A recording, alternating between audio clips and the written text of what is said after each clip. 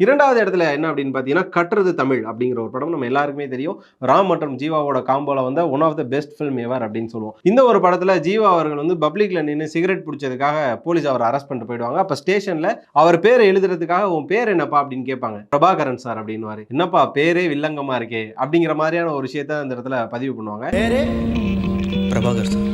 பேரே வில்லங்கமா இருக்கையா. அதுக்கு அடுத்ததா பாத்தீங்கன்னா 3வது ஒரு இடம். அதாவது தெறி அப்படிங்கிற ஒரு படம் நம்ம எல்லாருக்குமே தெரியும். அந்த ஒரு படத்திலயுமே இந்த ஒரு ரெஃபரன்ஸ் வச்சிருப்பாங்க. என்ன அப்படின்னா, அதாவது தெறி படத்துல விஜயகுமார் அப்படிங்கிற பேர்ல தான் நம்ம விஜய் அவர்கள் வந்து ரோல் ப்ளே பண்ணியிருப்பாரு. அவர் வந்து இறந்து போனதாவும் ஒரு காசிப் இருக்கும். திரும்ப அவர் வந்து எல்லாரையும் பழி வாங்கினதாவும் ஒரு விஷயங்கள் பேசிட்டு இருப்பாங்க. அப்ப நடந்த பிரஸ் மீட்ல பிரபு அவர்கள்ட்ட ஒரு பத்திரிகையாளர் கேள்வி கேட்பாரு. சார், நம்ம தமிழகத்துல எப்பொழுதுமே வந்து ஒரு தலைவர்களோட மரணத்துல எப்போதுமே ஒரு மர்மம் நிலவும். அன்னைக்கு பாத்தீங்கன்னா நேதாஜி சுபாஷ் சந்திர போஸ், இன்னைக்கு அப்படின்னு சொல்லும்போது டக்குன்னு பிரபு நிப்பாட்டு நீ யாரை சொல்ல போறேன்னு தெரியும் அப்படின்ற ஒரு வார்த்தையை சொல்லுவாரு. சோ அந்த இடத்துல லிட்டரலா அந்த யாரை மென்ஷன் பண்றாங்க அப்படின்னா தலைவர் பிரபாகரன் அவர்களை தான் மென்ஷன் பண்ணுவாங்க.